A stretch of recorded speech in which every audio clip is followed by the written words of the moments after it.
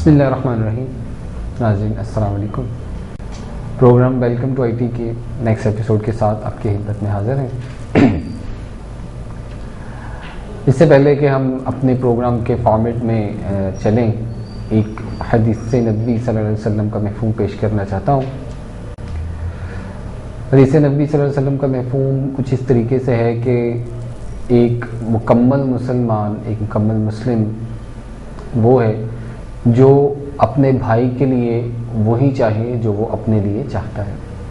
मफ़हूम इसलिए अर्ज़ किया कि हदीस के मुकम्मल अल्फाज और सैको सबाक इस वक्त मुकम्मल तौर पर मेरे जहन में नहीं है, और हदीस में कुछ कमी बेची अगर खुदा न खास्ता हो जाए तो वो बजाय कि कार सवाब के कार गुनाह में शुमार होगा। इसलिए मफ़हूम जो मेरे जहन में था वो आपके सामने पेश किया। इस हदीस को पेश करने का मकसद क्या है?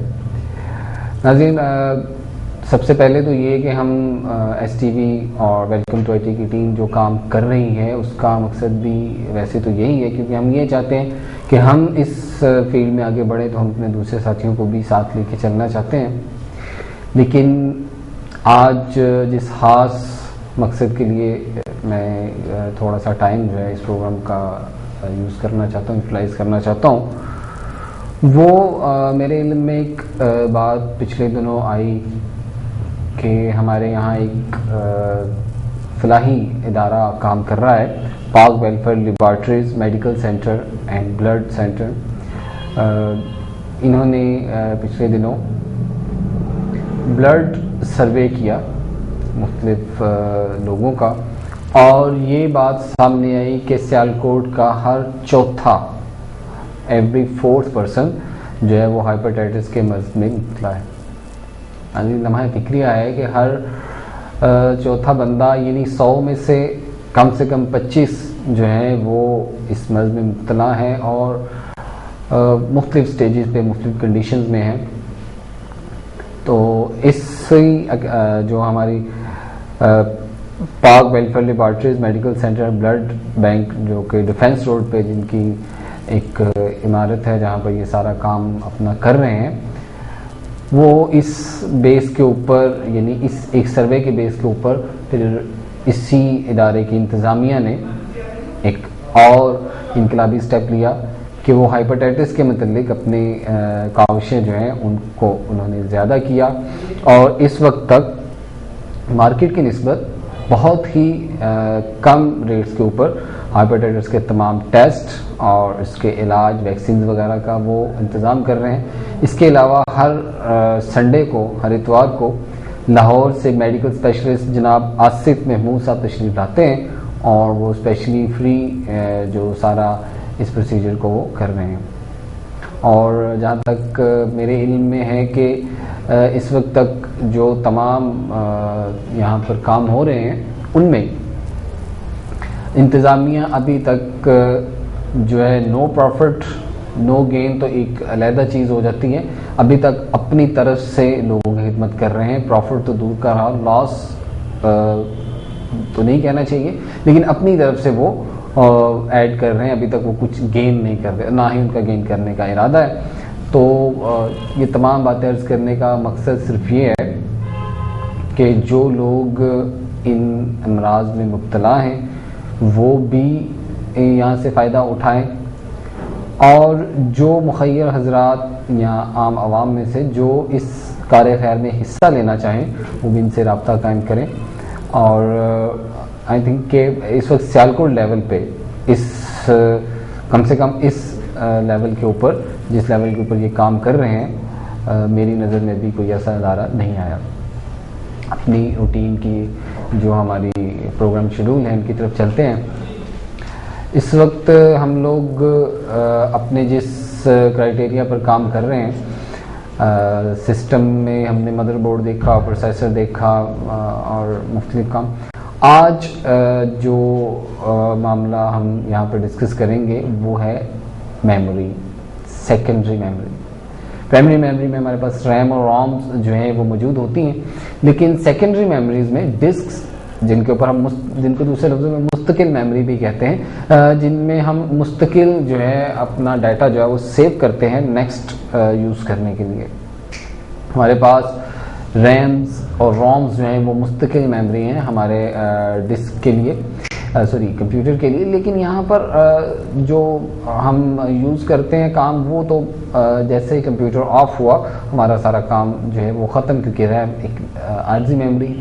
लेकिन हम जिसे मुस्तकिल स्टोरेज कहते हैं, जिसे हम कहते हैं कि जहाँ पर हम डाटा सेव करेंगे नेक्स्ट टाइम के लिए, तो वो हमारी मुख्तलिफ़ किस्म की मेमोरीज़ हैं, जिनमें हमारे पास मैग्नेटिक डिस्क हैं, मैग्नेटिक टेप हैं, सीडीज़ हैं, फ्लॉपीज़ हैं। हार्ड डिस्क एक बड़ा मटेरियल सेव करने के लिए, जिसके अंदर हमारे ऑपरेटिंग सिस्टम, एप्लीकेशंस, ओवरऑल तमाम हमारा जो मवाद है वो इसके अंदर सेव होता है। हमारे पास इस वक्त डिफरेंट किस्म की मेमोरीज जो है मौजूद हैं, जिनके अंदर हमारे पास डिस्क जो हैं वो डिफरेंट नामों से भी मौजूद हैं।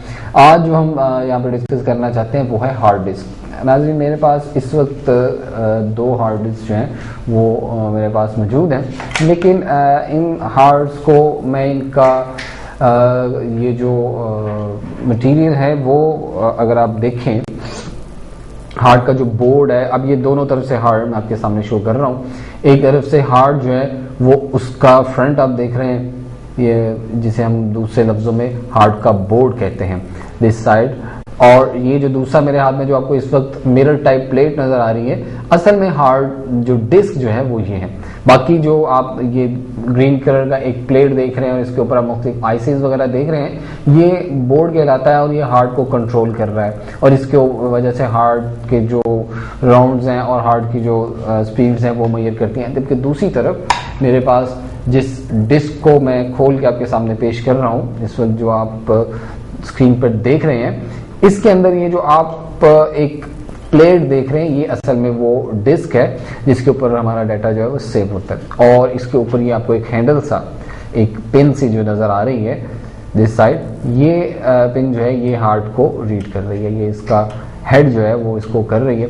अब ये हमारे पास एक वक्त में इस डिस्क के अंदर मेरे पास एक वक्त में 2 प्लेट्स जो हैं वो चल रही हैं। यहाँ पर इस डिस्क के अंदर आपको ये ज़्यादा वाज़ेह तौर से नज़र आएगा कि ये इस वक्त 2 डिस्क जो हैं फिक्स हैं। और इनके ऊपर जहाँ पर आप ये जो हमारे पास देख रहे हैं ऊपर हेड, ये भी एक डिस्क के साथ 2 हेड है, यानी डिस्क को ऊपर की साइड से भी और इसके बैक साइड से भी डिस्क को रीड किया जा रहा है। इसी तरीके से ये जो हार्ड इस वक्त मेरे हाथ में है, इसके इस एंगल के अंदर हमारे पास 4 हेड जो हैं वो काम कर रहे हैं। अब हार्ड डिस्क पर डाटा रीड और राइट कैसे किया जाता है और ये किस तरीके से काम करता है, देखिए हार्ड ये एक आपको सर्कल, एक आपको प्लेट जो है वो नज़र आ रही है, इसके अंदर है।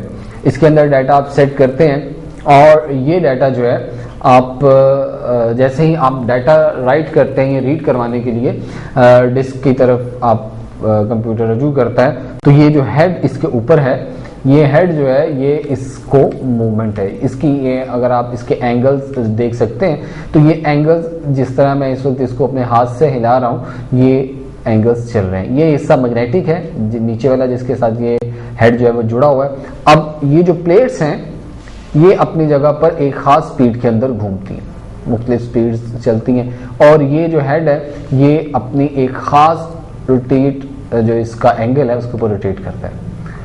अब डाटा इस हार्ड में किसी भी हिस्से पर हो सकता है, हम कहते हैं सेक्टर्स हैं, ट्रैक्स हैं, जितने गोल चक्कर यहाँ पर बनेंगे वो इनके ट्रैक्स कहलाएंगे, और जितने इसके ऊपर पॉइंट्स हैं वो सेक्टर कहलाते हैं।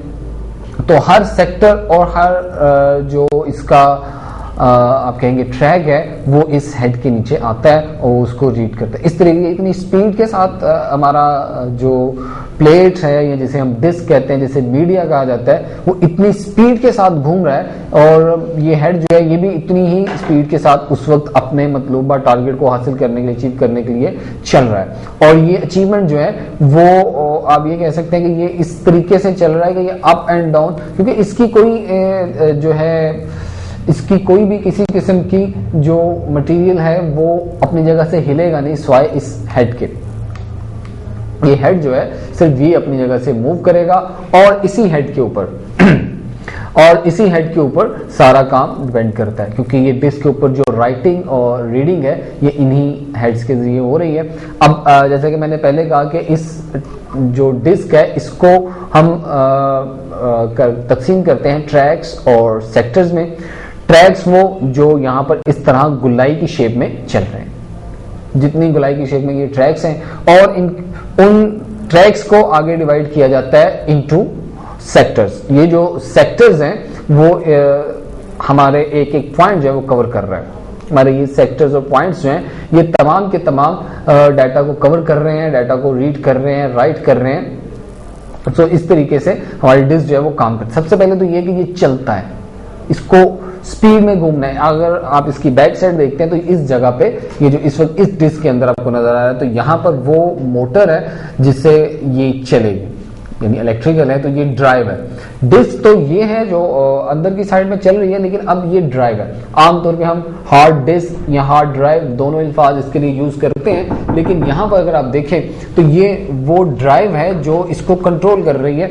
अंदर की साइड पे भी कुछ इलेक्ट्रिकल सर्किट जो हैं वो आपको नजर आ सकते हैं, जैसे कि आप इन दोनों डिस्क के अंदर देख रहे हैं कि ऊपर की साइड जो है वो डिस्क सर्किट्स जो है वो यहाँ पर मौजूद है। लेकिन ये डिस्क सर्किट्स जो है ये ड्राइव का हिस्सा है, ना कि डिस्क का। डिस्क तो यही है जो हमारे पास काम कर रही है, और इसी डिस्क के ऊपर हम इस तमाम डाटा को फीड करते हैं। ये जो हमारे हेड्स हैं, ये जो हमारे लीवर्स कह लीजिए जो रोटेट कर रहे हैं, इनका अमल दखल इसको रीड करने में है, और ये स्पीड जो है ये इसको जितनी स्पीड से ये चलेगा उतनी जल्दी से हम रोटेट जो अपना डाटा जो वो रिकवर कर सकते हैं।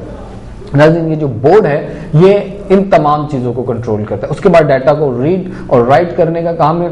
इसके बाद डिस्क की बैक साइड अगर आप देखते हैं तो यहां पर आपको एक जो शक्ल आप देखते हैं वो पिन्स आपको नजर आ रही है। यहां पर आप डाटा केबल जो है वो कनेक्ट करते हैं, जिसके जरिए से ये डिस्क जो है ये डायरेक्टली आप मदरबोर्ड के साथ इसे कनेक्ट करते हैं, और इस कनेक्टर के अंदर आप पावर सप्लाई से आने वाला जो पावर कनेक्टर है वो यहाँ पे कनेक्ट किया जाता है।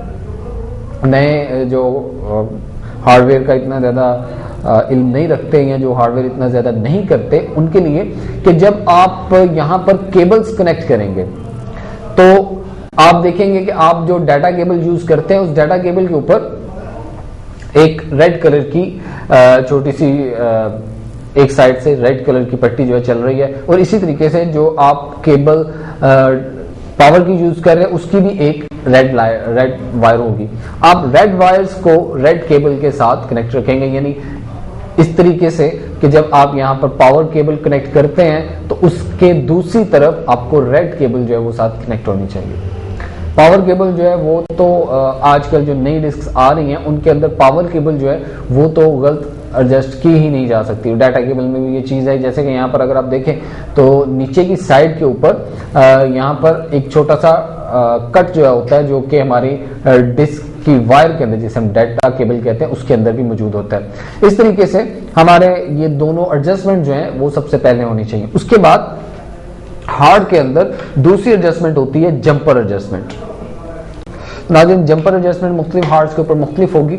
अब यहाँ पर हमारे पास इस हार्ड के ऊपर बैक साइड के अंदर यहाँ पर जंपर सेटिंग्स हैं। आप अपनी हार्ड प्राइमरी मास्टर पे लगाना चाहते हैं या सेकेंडरी मास्टर पे लगाना चाहते हैं, प्राइमरी स्लेव बनाना चाहते हैं, सेकेंडरी स्लेव बनाना चाहते हैं, इसी तरीके से सीडी रोम के अंदर भी तो ये जैक्स जो हैं बने होंगे जहाँ पर आपको ये अपने जो जंपर्स हैं वो सेट करने हैं, और इन जंपर की सेटिंग्स के साथ ही हार्ड को इन चीज़ों का पता चलता है। मुख्तलिफ हार्ड डिस्क जो है उनकी सेटिंग जो है वो मुख्तलिफ होती है, वो उनके कवर्स के ऊपर आपको अक्सर जिस तरीके से इस हार्ड का कवर मैं आपको इस वक्त शो कर रहा हूँ, इसी तरीके से हर हार्ड का अपना एक कवर जो है उसके ऊपर ही उसकी डिस्क्रिप्शन लिखी होती है कि कौन सा जंपर किस काम के लिए इस्तेमाल होगा। नई हार्ड जो है उनमें इनके कुछ फंक्शन जो हैं वो अलहदा भी हैं, लेकिन आमतौर पे जो हार्ड्स हम लोग इस्तेमाल करते हैं उनके अंदर उनके ये फंक्शंस हैं। अब हार्ड डिस्क का मेन फंक्शन क्या है? ये हार्ड इस तरीके से खोल के आपके सामने शो करने का मतलब ये था कि जो नए स्टूडेंट्स हैं या जो नए कंप्यूटर की तरफ आ रहे हैं वो इस चीज को समझ सकें कि हार्ड डिस्क और हार्ड ड्राइव में फर्क क्या है। डिस्क वो अंदर का मीडिया, वो मटेरियल जिसके ऊपर आपका डाटा जो है वो राइट किया जाता है, और ड्राइव जो उस तमाम चीज को चला रही है। ड्राइव वर्ड जो है वो आप जैसे कि जानते हैं कि ड्राइव वर्ड ड्राइवर से, ड्राइव करने वाले से है, तो यहाँ पर भी डिस्क को ड्राइव करना। अब हमारे पास सीडी ड्राइव, फ्लॉपी ड्राइव्स हैं, हमारे पास फ्लॉपी डिस्क या सीडी डिस्क जो है वो एक अलहदा डिस्क है, लेकिन उनको चलाने के लिए हमारे पास मुख्तलिफ ड्राइव्स हैं जो एक्सटर्नली हम कंप्यूटर के साथ फिक्स करते हैं, सीडी रोम लगाते हैं, फ्लॉपी ड्राइव लगाते हैं। दूसरी तरफ हमारे पास जो हार्ड डिस्क है उसको चलाने के लिए हम कोई भी ड्राइव सेट नहीं करते। उसकी वजह क्या है? उसकी वजह यह है कि ये डिस्क जो है खुद ही एक ड्राइव भी है और डिस्क भी है। अंदर के जो मीडियाज हैं वो तो एज डिस्क जो है वो काम कर रहे हैं, लेकिन उसको चलाने वाला जो तमाम मटीरियल, जैसे कि मैंने आपको बोर्ड दिखाए फ्रंट साइड से, जो उसके ग्रीन कलर में बोर्ड थे जिन पे आईसीज वगैरह लगे हुए थे, तो वो बोर्ड्स वगैरह जो हैं वो उसकी ड्राइव्स हैं। अब हार्ड डिस्क जो है वो डाटा मुस्तकिल तौर पर अपने पास सेव करती है। जैसे ही मैं बात शुरू करते हुए मैंने कहा था, एक हमारे पास डाटा सेव करने के लिए मीडिया होता है जिसे हम कहते हैं मैग्नेटिक टेप। ये तो मैग्नेटिक डिस्क हैं। मैग्नेटिक टेप जो है वो आपकी जैसे ऑडियो टेप या वीडियो टेप, इस तरीके से एक छोटी टेप है। उसके अंदर जो डाटा राइट किया जाएगा वो सीक्वेंस के साथ रीड किया जा सकता है, सीक्वेंस के साथ राइट किया जा सकता है। जबकि हार्ड डिस्क, फ्लॉपी डिस्क वगैरह पर या सीडी रोम वगैरह पर जो हम डाटा राइट करते हैं या रीड करते हैं, उसके लिए सीक्वेंस की जरूरत नहीं, बल्कि जहां पर हमें जरूरत पड़ती है हम वहीं से उसको एक्सेस कर सकते हैं। जो रैंडम एक्सेस है वो यहाँ पर काम करती है। अब नए दौर में हमारे पास नई टेक्निक्स आई, हमारे पास ट्रैवलिंग डिवाइसेस जो हैं, ट्रैवलिंग स्टोरेज डिवाइसेस जो हैं वो आ गई। अब ट्रैवलिंग स्टोरेज डिवाइसेस क्या है, जिन्हें आमतौर पे हमारे यंग जनरेशन जो है यूएसबी के नाम से जानते हैं। अब ये बिल्कुल छोटी छोटी डिवाइसेस हैं। शुरू में ये मेगाबाइट्स में आई, फिर ये मेगाबाइट से बढ़ती हुई गीगाबाइट्स में, और अब वो हाई गीगाबाइट्स में हमारे पास आना शुरू हो गई हैं। कभी ये 1.5 मेगाबाइट से, यानी 128 MB 200 MB तक चलती थी, फिर 500 MB आई, गैगाज में आई, 1 गैगा में आई, 3 गैगा में आई। अब बाज शॉप्स के ऊपर आपको ये मटेरियल जो है 5 गैगा से ज़्यादा का मिलेगा, बाज का आपको 30 गैगा का मिलेगा। मुख्तलिफ डिफरेंट कैटेगरीज हैं और डिफरेंट टाइप की जो मशीनरी है वो आपको मिल रही है। मैं यहाँ पर आपको इस वक्त दो और जो मेरे पास इस वक्त अवेलेबल हैं वो मैं आपको दिखा रहा हूँ। ये मेरे पास इस वक्त दो डिफरेंट टाइप की आप इन्हें कह सकते हैं ट्रैवलिंग डिवाइस कह सकते हैं, यूएसबी कह सकते हैं। यूएसबी इसलिए इन्हें कहते हैं कि ये हमारे कंप्यूटर की यूएसबी जो पोर्ट है वहाँ पर इसको कनेक्ट किया जाता है। यूएसबी, अब ये मेरे पास एक बिल्कुल छोटी सी जो यूएसबी ड्राइव है, अगर आप ये इसे देख सकते हैं तो ये डिवाइस जो है इसका अगर आप फ्रंट देखते हैं जो हमारे कंप्यूटर के साथ कनेक्ट होगा, ये वो फ्रंट है जो कंप्यूटर की यूएसबी पोर्ट के ऊपर कनेक्टेड होगा, और यूएसबी पोर्ट के ऊपर इसको कनेक्ट करने के बाद ये ऑटोमेटिकली डिटेक्ट हो जाता है। यूएसबी पोर्ट के ऊपर अक्सर जो हम डिवाइसेस लगाते हैं वो ऑटोमेटिकली डिटेक्ट हो जाती हैं, जिन्हें हम प्लग एंड प्ले कहते हैं। यानी लगने के थोड़े देर बाद वो उसको ऑटोमेटिकली रनिंग पोजीशन में ले आती है, वो तैयार होता है, जिस वक्त चाहें उसको इस्तेमाल कर सकते हैं। अब ये साइज है कि इसका, अब दूसरा साइज जो इस वक्त मैं आपको दिखाने लगा हूँ, ये किंगस्टन कंपनी की 1 GB की हमारे पास एक यूएसबी ड्राइव है जो हम आपको भी दिखा रहा हूँ। अब ये देखिए कि ये एक थोड़ी सी साइज में बड़ी है और शेप में भी थोड़ी डिफरेंट है, लेकिन इसका भी फ्रंट जो है वो सेम है, फ्रंट जो है वो बिल्कुल सेम है, और इसका साइज जो है इसकी निस्बत, अब ये देखिए कि बिल्कुल छोटी सी है जबकि ये इससे थोड़ा सा बड़ा साइज है, और इसको महफूज करने के लिए एक मुकम्मल कवरेज जो है दी गई है। जबकि इसको महफूज करने के लिए इसका एक पैकेट, एक की चेन टाइप बनाया गया है। डिफरेंट टाइप की आपको मिलेंगी मार्केट में और डिफरेंट कैपेसिटी में मिलेंगी।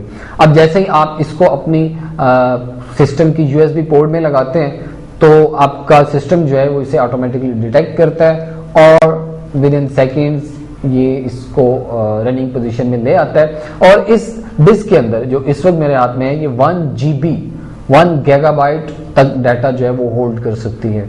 यानी आम वीसीडी गाने जो हैं, जैसे हमें वीसीडीज की सीडीज मिलती हैं, तो उनके अंदर हमारे जो वीसीडी गाने होते हैं वो तकरीबन 600 MB 700 MB तक होते हैं, तो यहाँ पर वो एक पूरी CD भी आपकी जो है वो कॉपी हो सकती है। लेकिन हम यहाँ पर बात गानों के लिहाज से नहीं कर रहे, हम यहाँ पर बात उसे डाटा के लिहाज से कर रहे हैं जो हम कंप्यूटर पे यूज करते हैं। तो एक मुकम्मल CD जो है वो आप इसके अंदर कॉपी कर सकते हैं, बल्कि एक मुकम्मल CD से ज्यादा तक का जो है इसके अंदर काम किया जा सकता है। दूसरी बात ये है कि ये सेफ है। सेफ इस तरीके से है कि आप जब चाहे अपना डाटा जो है वो कहीं भी इसके जरिए ट्रेवल कर सकते हैं। डाटा के लॉस होने का जो हमारे पास कह लीजिए कि तनासब है वो कम रहता है। आप सेफली अपना डाटा फ्लॉपीज की निस्बत ट्रेवल करना, पहले फ्लॉपीज यूज की जाती थी, फ्लॉपीज किसी वक्त भी डेड हो जाए, फ्लॉपीज का काफी मसला बनता है और वो जगह भी ज्यादा ले रही हैं, उनके लिए ड्राइव का होना जरूरी है। लेकिन यहाँ पर अब ये USB पोर्ट जो है वो तकरीबन हर कंप्यूटर पे मौजूद है और आप इजीली अपने सिस्टम को विदाउट शटडाउन किए हुए, अब बड़ी हार्ड अगर आप लेके हार्ड डिस्क पे डाटा ले जाते हैं बहुत ज्यादा, लेकिन उसके लिए फिर आपको एक मसला ये करना पड़ेगा कि अपना सिस्टम शटडाउन करके उसकी केसिंग ओपन करके हार्ड को कनेक्ट करना पड़ेगा। जबकि हमारे पास USB का ये काम है कि आप इसके अंदर डाटा कॉपी करते हैं या डाटा इसमें जो आपका मौजूद है आप किसी दूसरे सिस्टम में लेके जाना चाहते हैं, आप उसके साथ कनेक्ट कीजिए और विद इन अ सेकेंड्स आपका डाटा जो है वो तैयार है उस सिस्टम के अंदर काम करने के लिए। अब थोड़ा सा काम जो आगे हो जाता है, अब हमारे पास कुछ ऐसी USBs भी आ चुकी हैं कि जो बहुत ज़्यादा डाटा होल्ड कर रही हैं, जैसे कि 1 GB है तो 35 GB तक भी, 40 GB तक भी, क्योंकि अब जैसे जैसे वक्त गुजरता जा रहा है, तरक्की होती जा रही है, हमारे पास ज़्यादा से ज़्यादा जो कैपेसिटी है वो आ रही है और ज़्यादा से ज़्यादा कैपेसिटी के साथ हम लोग काम कर रहे हैं। तो इस कैपेसिटी को देखते हुए उनकी शेप भी जो है वो तकरीबन इसी शेप में ये रहती हैं, लेकिन इनके अंदर जो अब यहाँ पर जो चीज़ ज़हन में आती है कि एक तरफ तो हार्ड डिस्क जो है वो इतने बड़े शेप में है, वो भी पहले MBs में बनी, फिर उसको गीगाबाइट्स में, टेराबाइट्स में कन्वर्ट किया जा रहा है। अब पाकिस्तान में काफ़ी ज़्यादा कैपेसिटी वाली हार्ड डिस्क अवेलेबल हैं, लेकिन उतना ही उनका हुजम है, हुजम बहुत कम जो है उनका छोटा होता है। हाँ, लैपटॉप की जो हार्ड है उनका हुजम छोटा है, लेकिन आम डेस्कटॉप कंप्यूटर्स के लिए जो अभी तक हम लोग हार्ड यूज़ कर रहे हैं वो एक नॉर्मल हुजम में मौजूद है। तो इसके अंदर ज़्यादा डाटा कैसे आ जाता है, इसका हुजम क्यों छोटा है, वही पहले वाली बात यहाँ पर आ जाती है कि ये सिर्फ डिस्क्स हैं, ये डिस्क ड्राइव नहीं है। ये बात मैं इसलिए दोबारा इसको क्लियर कर रहा हूँ कि हार्ड डिस्क जो है इसके साथ अपनी ड्राइव मौजूद है, इसको एक्सटर्नल किसी ड्राइव की जरूरत नहीं होती, आप इसे डायरेक्टली कंप्यूटर के साथ कनेक्ट करते हैं। USB ड्राइव जो है या USB डिस्क जो है, इनकी ड्राइव, इनकी डिस्क जो है, इनकी भी अपने अंदर ये USB के साथ कनेक्ट होकर USB पोर्ट के साथ ऑटो डिटेक्ट करती हैं। लेकिन ये न्यू टेक्नोलॉजी है और न्यू टेक्नोलॉजी जो है वो जाहिर है हम जहाँ पर बहुत बड़े बड़े चीज़ों को छोटी शेप में लेके आए हैं, तो साइंस की इस तरक्की के साथ डिस्क की तरक्की भी हुई कि ये भी अब छोटी शेप्स के अंदर ज़्यादा से ज़्यादा काम कर रही है। अब हमारे पास छोटे से छोटा कंप्यूटर आ रहा है, हम छोटे से छोटे मोबाइल के अंदर हाईएस्ट मेमोरीज कार्ड यूज़ कर रहे हैं, तो यहाँ पर ये चीज़ भी उसी काम में इस्तेमाल होती है। नाज़रीन, एक तीसरी चीज़ जो इस वक्त मैं यहाँ पर शो करना चाहता हूँ वो है आईपॉड्स। जो हमारे यंग जनरेशन है वो इस नाम से तो वाकिफ़ हैं और इनके इस्तेमाल से भी काफ़ी हद तक वाकिफ़ होंगे। मेरे पास इस वक्त जो आईपॉड है ये ना सिर्फ एक डाटा स्टोरेज का काम करता है, बल्कि ये साथ ही साथ हमारे पास जो MP4 प्लेयर के नाम से भी इसको जाना जाता है। ये आईपॉड्स जो हैं इनके ऊपर अपनी एक स्क्रीन है और इस स्क्रीन के साथ आप इसके, अब ये जो आईपॉड मेरे हाथ में है इस वक्त, इस आईपॉड के अंदर क्या क्या फैसिलिटीज हैं, तो इस आईपॉड के अंदर म्यूजिक के मतलब फैसिलिटी है। इस आईपॉड के अंदर हमारे पास फैसिलिटी है तस्वीरों की, इस आईपॉड के अंदर हमारे पास फैसिलिटी है रिकॉर्डिंग की और ऑडियो की। तो ये एक अब ये देखिए एक छोटी सी डिवाइस है जिसके अंदर ये तमाम फैसिलिटीज मौजूद है। अब इनकी कैपेसिटी भी जो है वो जीबीज में हमारे पास मौजूद है। हम इनको ना सिर्फ के एज डाटा ट्रैवलिंग डिवाइस के तौर पे इस्तेमाल करते हैं, बल्कि अक्सर हमारे जो यंग जनरेशन है अपने पसंदीदा गाने वगैरह इसमें कॉपी करते हैं। इन्हीं के साथ एक हेडफोन लगा के और आप उनको सुन रहे हैं। दूसरी तरफ इनको कोई एक्सटर्नल चार्जिंग करने के लिए जो डिवाइस है वो क्या है, तो इनके साथ एक USB केबल जो है वो आपको मिलेगी। हमारे मार्केट में अच्छी शॉप्स जो हैं वहाँ पर ये अवेलेबल हैं, जैसे हमारे जो आज के स्पॉन्सर हैं एप्लेट कंप्यूटर के मियां कैसर साहब, उनकी शॉप पर भी मौजूद हैं यहाँ पर। अब ये देखिए कि हमारे पास जो अवेलेबिलिटी है वो तो बहुत से लोगों के पास है, लेकिन हम आपको सिर्फ उन लोगों का तारुफ पेश करते हैं कि जिनके साथ हम पर्सनली भी काम करते हैं और हमें पता है कि इनसे हमें यानी जो यूज़र है उनको फ़ायदा होगा, ना सिर्फ कि वो अपना जिसे हम कहते हैं कि फ़ायदा करते हैं, बल्कि दूसरों के लिए भी फ़ायदा पहुंचाते हैं कम रेट्स रख के, और नॉर्मल रेट्स के ऊपर वो काम करते हैं। अब इस केबल के साथ आप अपने आईपॉड को सिस्टम के साथ कनेक्ट करते हैं। अब ये एक केबल एट ए टाइम आपके लिए दो काम करती है। क्या काम? फर्स्ट काम तो ये करती है कि इसके ज़रिए से आप अपने कंप्यूटर के साथ कनेक्टेड होकर डाटा जो है वो ट्रेवल करवाते हैं। नंबर 2 पे आप इसी केबल के ज़रिए से अपने कंप्यूटर को रिचार्ज, अपने जो आईपॉड है इसको रिचार्ज करते हैं। अब अगर आप इसे ज़रा क्लोजअप में देख सके तो ये स्क्रीन जो है आपके सामने इस वक्त इसकी एक हिस्से पर आपको स्क्रीन नज़र आ रही है। ये स्क्रीन जो है इसको आप ऑडियो और वीडियो दोनों कामों के लिए इस्तेमाल करते हैं, यानी विजुअल्स तो जो पिक्चर्स हैं उनके लिए। नीचे आप मेन्यू देख रहे हैं, ये मुकम्मल बटन्स जो हैं ये ऑडियो प्ले के लिए, पिक्चर्स के लिए, मेन्यूज के लिए इनको इस्तेमाल किया जाता है। दूसरी तरफ इसका फोरहेड, यहाँ पर ऑन ऑफ के बटन्स, एक बटन है इसके लिए आप आईपॉड को ऑन करते हैं और ऑफ करते हैं। एक तरफ आपको इसके साथ माइक यानी रिकॉर्डिंग के लिए इसको पेश कर रहे हैं। दूसरी तरफ इसकी बैक साइड देखते हैं तो जहां पर अभी मैंने यूएसबी की केबल जो है वो कनेक्ट की थी, एक वो साइड है, और दूसरी साइड जो है यहाँ पर आप हेडफोन के लिए जो इसके साथ आपको हेडफोन मिलेंगे, जैसे कि ये अभी मैं यहाँ पर दिखा रहा हूँ, तो ये हेडफोन जो हैं ये आप इसके साथ कनेक्ट कर सकते हैं। अब ये एक छोटी सी डिवाइस जो है ये भी 1 GB से लेकर 10 GB तक का डाटा जो है, बल्कि इससे ज़्यादा की भी इस वक्त अवेलेबल है, तो ये इजीली जो है आप इसके ज़रिए डाटा भी कैरी कर सकते हैं, और ना सिर्फ डाटा बल्कि अपने सॉन्ग्स वगैरह तो आप इस पर लेके जा ही सकते हैं।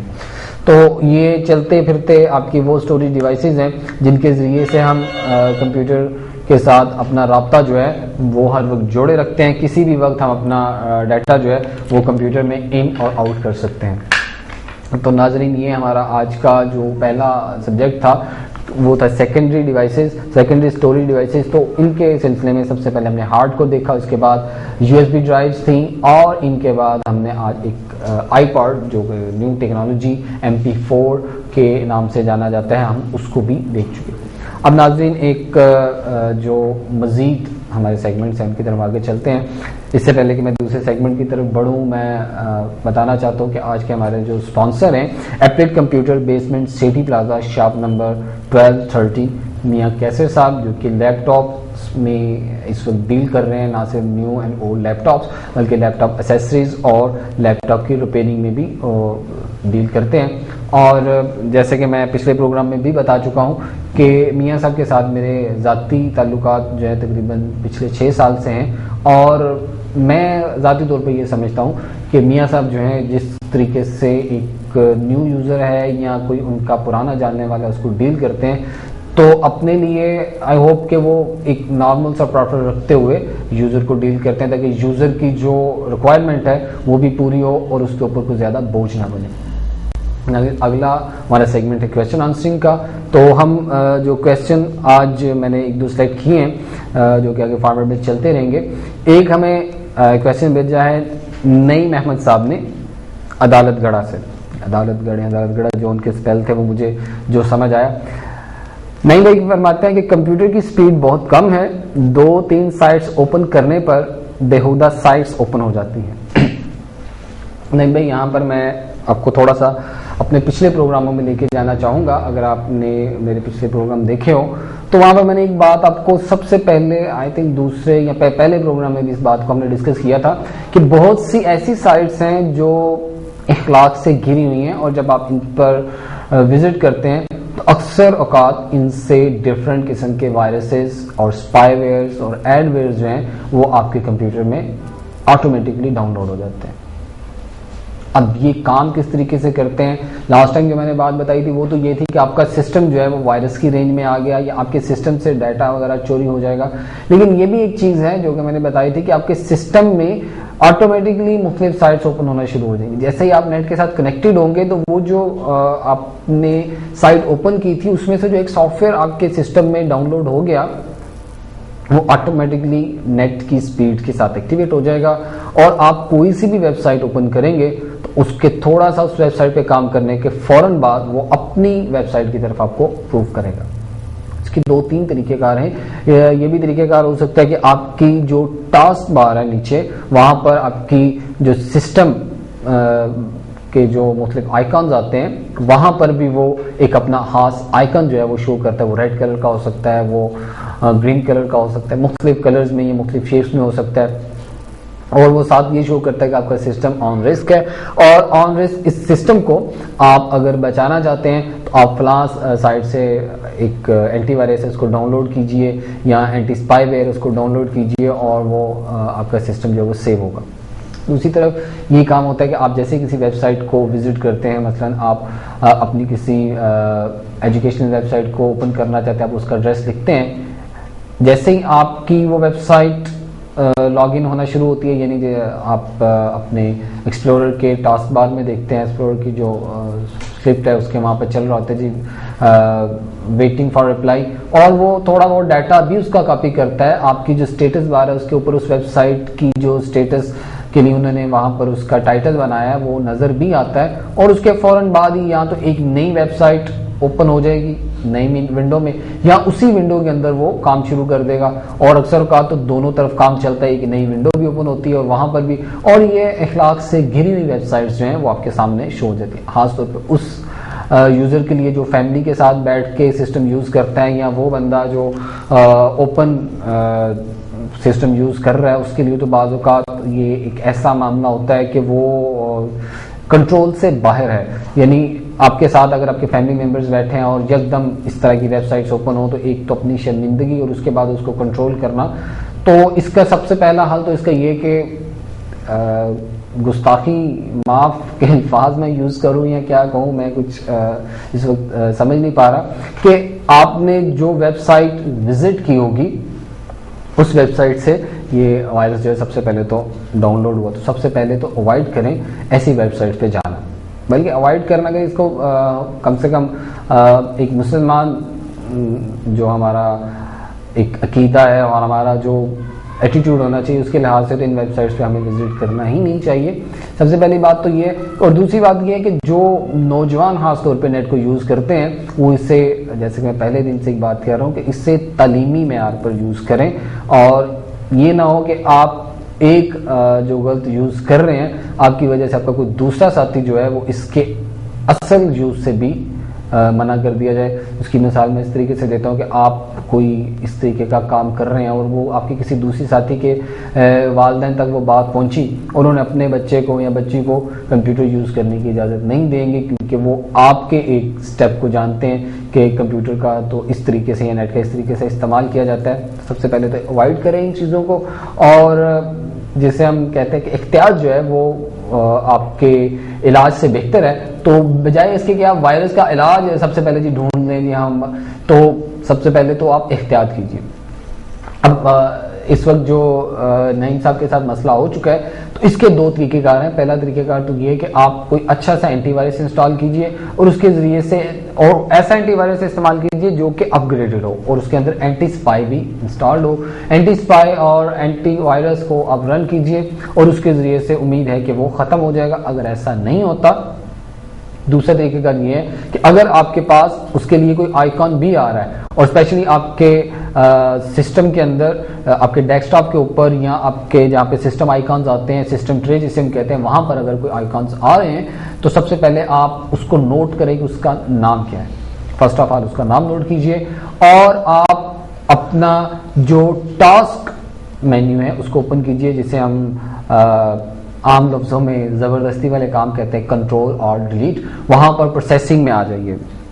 कंट्रोल ऑल्ट डिलीट के बटन के साथ हमारे सामने हमारा टास्क मैनेजर है वो शो होगा और उसके अंदर हमारे पास एक प्रोसेस के नाम से टैग है। पहला तो एप्लीकेशन टैग होता है, सेकेंडली प्रोसेस के नाम से एक टैग होता है, वहां पर आप क्लिक कीजिए। उसके बाद जो एप्लीकेशन नेम आपने नोट किया है, जो आपके पास नीचे यहाँ पर सिस्टम ट्रे के अंदर मौजूद होगा, आप उसको नोट कीजिए और वो इस सिस्टम के अंदर, इस सिस्टम के जो टास्क मैनेजर के अंदर जो प्रोसेस है वहां पर देखिए कि वो कहां पर मौजूद है और उस पर राइट क्लिक करके उसके प्रोसेसिंग के जो ट्री है उसको ही बंद कर दीजिए। फर्स्ट ऑफ ऑल तो वो आपके सिस्टम ट्री को ऑफ कीजिए और उसी नाम की फाइल को अपने पूरे सिस्टम में जितनी भी आपकी डिस्क लगी हैं उनमें सर्च कीजिए। वो एक्जी फाइल हो सकती है, वो कॉम फाइल हो सकती है, वो डिल फाइल हो सकती है और उन तमाम फाइल्स को जो उस नाम से आपको मिले उनको खत्म कर दीजिए। सिस्टम को रिस्टार्ट कीजिए और ये देखिए कि क्या वो आइकन दोबारा आपको वहां पर नजर आ रहा है। आई होप कि नहीं होगा, क्योंकि जब आप उसे डिलीट कर लेंगे